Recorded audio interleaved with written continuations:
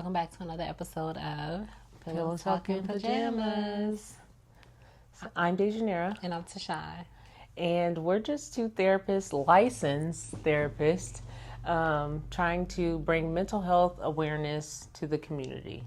We want more people to have access and understanding of the mental health concerns that are out there, as well as treatment options, things that impact mental health, and all things mental health related. All the things. So tonight's conversation is going to be about the question that we hear so often, which is, why do you stay so long? Ooh, that's so cringy. And it's like, instead of asking that question, maybe we should focus on the barriers. Like, what were the barriers to you leaving, as opposed to why you stay? Like, what keeps you there? Because I think when you ask it in that way of like, why do you stay? It starts to sound like you're blaming the person who's actually struggling to leave. Not that they don't have the desire, but again, there's barriers, and we kind of dismiss that when asking that question like that. For sure. Because it's not always about just packing your bags and walking out. Like, there's so many things. Financial stress, where you're going to live, if there's children involved. There's a lot of things to consider before leaving a relationship. Absolutely. But I feel like that's a whole conversation, so we'll definitely dive into it. But before we do so, I do want to acknowledge that leaving an unhealthy relationship is not always easy, and it's also not always safe. It can be dangerous. So I think that that's something that we want to acknowledge. This is not a conversation to judge people on their decisions, but simply to just create the space and the conversation to build compassion and understanding on why these decisions are made or why it's hard to make that decision. Of course. Okay, so the first barrier that we're going to talk about is hope. Hope often keeps people in relationships longer than they actually planned. For sure, because it's like, maybe they'll get better. Maybe this time will be different. Maybe they'll get the help that they actually need. I think that, don't get me wrong, hope isn't a bad thing, right? It's like, hope's great. Keep hope alive. Right. However, I think the problem becomes when we start to attach hope to someone's potential. And then we start to ignore and not pay attention to their patterns. I think that's when hope becomes a problem. Hope, it's attached to the red flags that we've talked about. Okay. I think also, like, hope can just drive things into the ground. Because you're just totally lost and connecting things that shouldn't be connected. And potential doesn't build healthy relationships. Behavior does. Oh. Well, that's a word. Mic drop. People often say, if they treated you like that, you couldn't have genuinely loved them. Okay, ready? Another barrier that we need to discuss is love. Because, it's not always easy to walk away from someone you love, and people don't always understand that. I hear a lot of times, like, well, if that person treated you like that, you can't love them, right? Like, how do you love someone who treats you that way?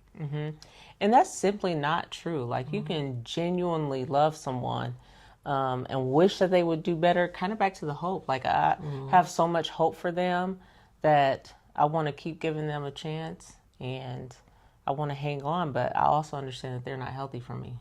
Absolutely. Those two things can both be true at the same time. But I think love is sometimes just not enough, right? Like, there's so many other things that you need in order to have a healthy relationship. You need trust. You need respect. You need consistency. Like, even just those three things can really make a difference. Yeah, just like you said, there's way more to a relationship than love. You can't last off of just love. Nope. Another big barrier, I think, is fear. Like, fear of being alone. Oh, yeah. And loneliness keeps people in situations that they shouldn't be in. And it makes you tolerate a lot of things that you never thought that you would.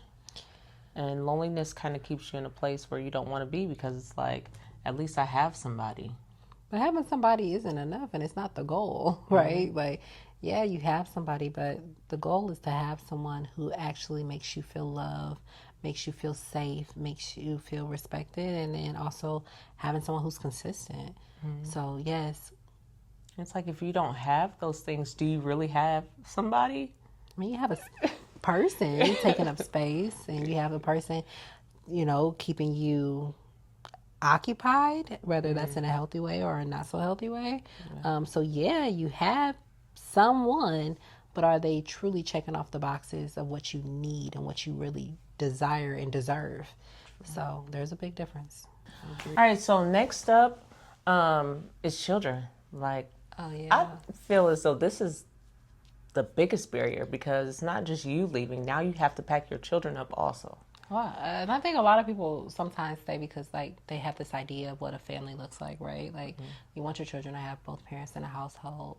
You want to make sure your children can benefit from having, two parents who can financially support them. I think it's a lot of barriers when it comes to leaving a relationship when there's children involved. For sure. And a lot of parents are like, oh no, we need to stay for the aesthetic and we need to stay so that my children, like you said, can have two parents. But what about raising these children, in a healthy environment? If that environment is not serving its purpose, if it's dangerous, if it's unhealthy in any way, like verbal abuse, emotional abuse, all the things, no, like that's worse than just leaving. Yeah, I think of course, as parents, you always have your children's best intention at heart, right? Like that's always the intention, but our decisions doesn't always align with our intention, right? And I feel like with deciding whether you're going to stay or you're going to leave when it comes to having kids and how it will impact them, how does it impact them if you stay? Ooh. Right? Like, what does that look like if you don't leave and your children have to endure certain things or witness certain things? It does. It gets hard. But I think finances is another big piece that is a barrier when trying to leave with children. Yes, because then it becomes about how am I going to afford this? How are we going to eat? Where are we going to live? And you can't, again, it's not just you leaving by yourself. You have to figure out how to fund all the things that have been funded in a two-parent home. And it's possible that you've been out of the workforce. Like, what if you've been a stay-at-home parent and you haven't been working? Like, creating a resume, explaining why you haven't worked in all that time, like, or building a new skill. Yeah. Maybe you haven't worked since you were working at McDonald's. Like, like, what's your new skill to, For sure. So I think it's, again, just like we said, it's so many different barriers, and children just add on a whole nother layer, a whole nother level of concern. Just a lot more to think about because, like you said, it's not just you. And if the situation is dangerous, like that's even worse. The thought of having to quickly pack your bag, quickly pack things for your children, another complication. Absolutely. But again, it's about understanding and creating, that compassion to recognize that it's just not that easy all the time. Yes. Okay, so I think the next thing is like terminology, right? We hear words like trauma bond, but I don't think people truly always understand them and how they actually become a barrier. A trauma bond is created when there's a cycle of hurt and then affection. So pain, then promises, disrespect, and apologies. Right? And then you start to really just hold on to the version of the person that you like, right? So you hold on to those good times, you hold on to the good memories, and then it starts to make you question the bad ones because you're really just thinking about the person that you experience ever so often, who's the nice one, the loving one, and then you start to not accept that version of them that you actually experience most often, which is the opposite of that. The trauma bond just ties you back to the hope of who they could be. Yeah, but it's recognizing that that's not always who they are. But I also think that low self-worth plays a big role. Oh, very true. Because you might be hearing things like, you're lucky I put up with you, or nobody else wants you, or nobody else is going to deal with this. And they kind of turn you into the villain. Those are so common. Like you hear those all the time, right? But after you hear them so often, you actually start to believe it. You really start to believe that you don't deserve someone better. Yeah, and the emotional abuse, it kills your self-worth, your self-esteem, all the things. And so then you start to believe like, dang, maybe I should stay. Maybe nobody else really will want me. You believe all those negative things that are being spewed at you on a regular basis. Absolutely. It's really damaging. It's really hurtful. And again, like you say, you start to believe it, and those things are never true, but they start to feel like it. So I think one of tonight's biggest takeaways is, instead of asking, why don't you just leave, or why didn't you just leave, maybe asking it more so of, what is making it so difficult for you to leave? Yeah, because that question in particular creates compassion instead of judgment. And compassion opens the door to healing, opens the door to connection, whereas judgment closes all those doors. Absolutely. And it's never to say that these conversations are easy, because they're not. These are hard conversations, but they're important conversations. Healing isn't always easy, but healing isn't about judging people or what they've been through or what they're going through.